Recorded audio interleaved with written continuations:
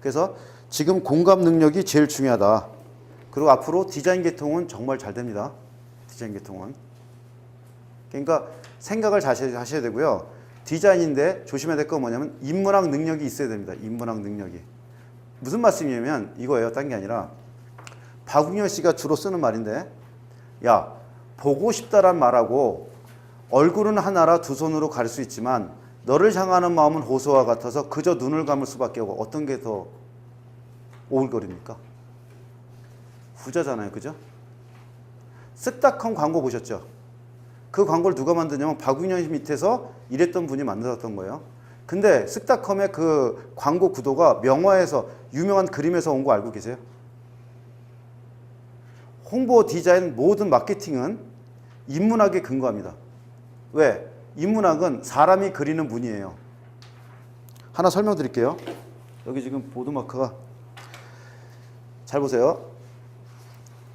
아이가 피아니스트 되는 게 있고 이제 예술가가 되는 게 있어요. 피아니스트, 예술가. 피아니스트 되는 게 10배가 어렵다면 피아니스트에서 예술가가 되는 거는 10,000배가 어려워요. 왜 그러냐? 피아니스트 되는 길이 나와 있어요. 근데 피아니스트에서 예술가가 되는 거는 길이 없습니다. 길이 없기 때문에 기업체에서 인문학 하는 거예요. 국민은행 추천 도서 목록 치면 인터넷 뜨거든요. 무슨 말이냐? 국민은행이 대학교하고 과를 안 씁니다. 뭐를 보냐면 이 책 읽고 갖고 와서 면접 뭐예요? 금융자격증 1절 안 봐요. 근데 대학생들이 못 읽습니다. 그거를. 왜? 영수는 잘하는데 생각하는 힘이 없어서. 무슨 말이냐면 지금 엄마들이 얼마나 헛수고라시냐면 지금 어머니 가르치는 거는 데이터와 인포메이션이에요. 데이터 인포메이션을 머릿속에 때려 넣습니다. 암기할 사항을 때려 넣어요. 근데 지금 현실에서 필요한 거는 뭐냐? 날리지가 아니라 위즈덤이에요. 지혜예요. 지식이 아니라 지혜, 판단력이에요. 알파고가 못하는 일을 시켜야 돼요. 근데 엄마가 시키는 거는 알파고가 잘하는 일을 딥다 때리고 시키고 있어요. 지금. 어차피 알파고한테 지릴 건데. 이해가세요? 무슨 말씀인지? SK텔레콤이 저희 대학 다닐 때는 60%가 서울대를 뽑았어요. 그래서 고려대가 지원을 안 했습니다.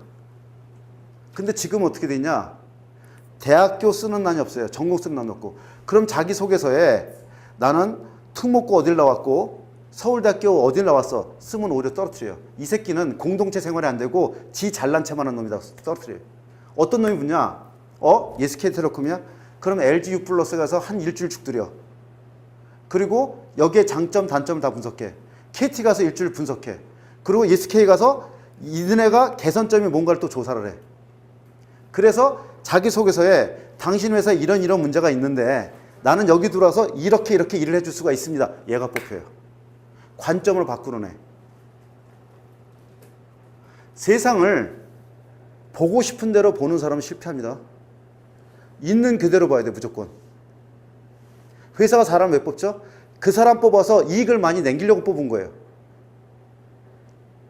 자선봉사할 때가 아닙니다. 회사는. 제가 디자이너 취직시킨 경험을 얘기할게요. 제가 9년 동안 취업 컨설팅 해줬거든요. 재능 기부로. 디자이너인데 연세대 생활 디자인인데 디자인이 잘 팔리는데 불구하고 대기업체에서는 아웃소싱해서 많이 안 뽑아요. 그래서 제가 왜 떨어졌을까요? 네가 왜 떨어졌냐면 인문학적인 지식이 없고 남한테 어떤 도움을 줄 수 있는가를 안 밝혀서 그래. 그럼 어떻게 하면 될까요? 그럼 인문학 공부 이렇게 공부 쉽게 하고 그 다음에 인쇄 과정을 공부하자.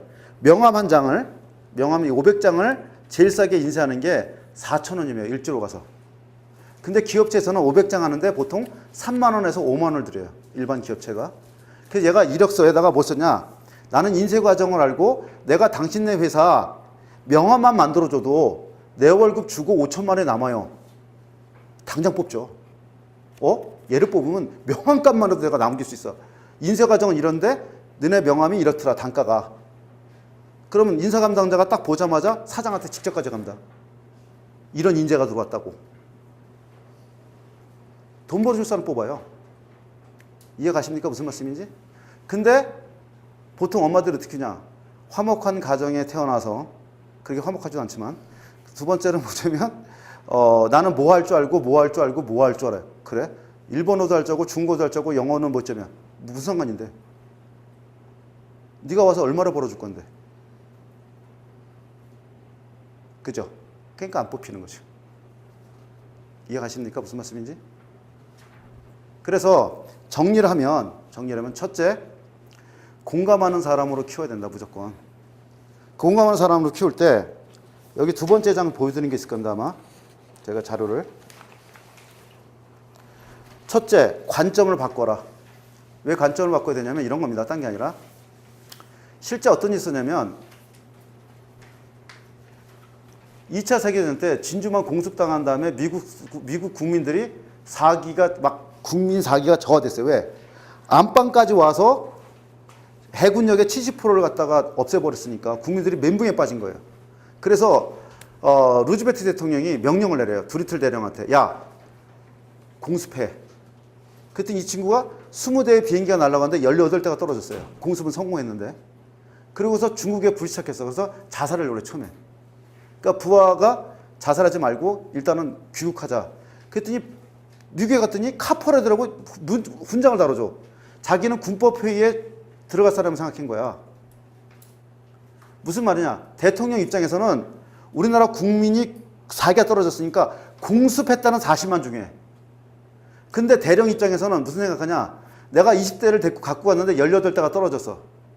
그러니까 무슨 말 기업체에서 보면 말단 사원이 보는 관점하고 대리가 보는 관점, 과장이 보는 관점, 사장이 보는 관점이 틀려요. 부모가 애를 봤을 때 지금 시야로 보지 마시라고요. 큰 시야에서 봐. 어떤 엉망이냐? 우리 애는 집중에 따라서 오지랖이 넓고 남들한테 뭘 퍼줘요. 지금은 문제가 있을지 모르지만 루즈벨트 대통령처럼 큰 관점에서 보면 오히려 그런 애가 성공합니다. 잘 보세요. 그 김희경 씨가 그 강사가 학력 논문 표절인가 뭐 갖고 이제 한 3년 찌그러져 있다가 이제 책을 펴냈어요. 인생 미답이라고. 근데 제가 거기에 오디오 CD가 있어요. 제가 이제 시간 날 때마다 듣거든요. 음악 안 듣고. 그러니까 이분이 인생이 발전할 수 있다는 게 뭐냐면 자기가 찌그러져 있던 게 되게 중요해요. 왜 시진핑이 무서운 사람이냐면 문화 대혁명 때 17부터 7년 동안 토굴에 살았어요. 토굴. 전기가 안 들어온 토굴에 살았어요. 이 사람이. 회복 탄력성이라는 건 뭐냐면 실패했을 때 어떤 생각을 갖고 있느냐. 회복 탄력성이 있는 사람만이 성공합니다. 아이가. 그래서 이분이 그걸 보면 이런 얘기가 나와요. 인생은 사건 중심이 아니라 해석 중심이다. 어떻게 해석하느냐에 따라 틀리다. 그래서 관점을 첫 번째 바꾸시고요. 그 다음에 첫째도 둘째도 셋째도 뭐냐면 독점입니다. 독점. 부모가 힘들게 사는 거는 자기가 하는 일들이 부모가 하는 일이 독점이 아니기 때문에 힘든 거예요. 만약에 독점을 한다. 그럼 떼돈 법니다. 독점을 하면. 그래서 독점할 수 있는 일을 반드시 찾아주셔야 되고요.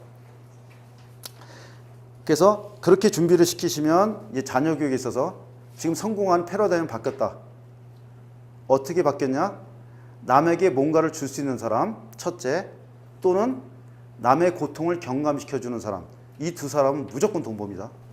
켈러그 컴프레이크가 원래 켈러그라는 분이 의사였어요. 근데 환자들이 식사를 제대로 못하니까 만든 게 컴프레이크예요. 돈 벌려고 만든 게 아니에요. 아까 하남돼지집도 뭐죠? 자기가 손님으로서 받는 고통을 없애줬기 때문에 하남돼지집이 잘 되는 겁니다. 과연 내 아들이, 내 딸이 남의 고통을 경험시켜주는 사람으로 키우고 있나 본인이. 엄마가 1부터 10까지 공부하는 애는 절대 남의 고통을 경감시키는 애가 아니라 남에게 고통을 주는 사람으로 큽니다. 그 생각을 먼저 하셔야 되고요. 그 다음에 이제 저희가 엄마들이 이제 관심사가 뭐냐면 이제 공부잖아요. 어쨌든 간에. 엄마들은. 그러니까 제가 이제 요거까지만 설명하고 이제 공부로 넘어갈게요. 0에서 1을 창조하자. 이 사람이 피터 트리라는 사람이다. 피터 트리라는 사람인데 뭐 한 사람이냐면 페이팔의 창업자이자 제로투원이라는 책을 쓴 사람이에요. 이분의 학력이 하버드 로스쿨 나왔어요. 이 사람이 하버드 대법관 연구원 시험에서 떨어졌어요. 근데 자기 인생의 최고는 거기 떨어진 거라고 얘기해요. 무슨 말이냐면 생각해 봅시다. 우리는 어렸을 때부터 경쟁을 부추기는 환경에 살고 있습니다. 교육은 경쟁을 부추겨요. 시험에서 좋은 점수를 받아서 최고 수준의 대학에 가야 성공이라고 합니다. 그런데 정말 성공일까요? 아닙니다. 경쟁은 반복되고 다음 경쟁 어려워지고 경쟁에서 패배할 확률은 점점 더 커집니다. 경쟁에서 승리하는 게 삶의 성공을 보장하는 것도 아닌데 우리는 관성적으로 경쟁을 숭배해 왔어요. 이는 옛날부터 구도전 시스템에 대한 한 번도 제대로 생각해 보지 않고 좋다고 받아들였기 때문입니다. 무슨 말이냐면 이분 말씀은 이분이 대학교 학력이 스탠포드 대학이에요. 어려워요. 미국에서도. 그리고 졸업하고서 스탠포드 로스쿨 갔어요. 그 다음에 또 경쟁을 뭐로 해죠? 로펌에 가야 돼요. 로펌에 가서 대법원 연구관이라든지 우리나라 치면 판사, 검사 인용이 돼야 돼요. 계속 경쟁이에요. 자기가 경쟁이 심하지 않은 곳으로 가서 자기가 떼돈, 공부의 배신 다 보신 분은 굳이 적을 필요 없고요. 지옥고하고 몇 개 더 보실 분들은 적으시면 보내드릴 거고요. 그게 중요하고요. 그 다음에 오늘 주머니들이 10개 대학에 대해서 관심이 많으니까 10개 대학에 대해서 제가 말씀을 드리겠습니다. 여기 지금 PT가 안 들어가 있네요. 하나 볼게요.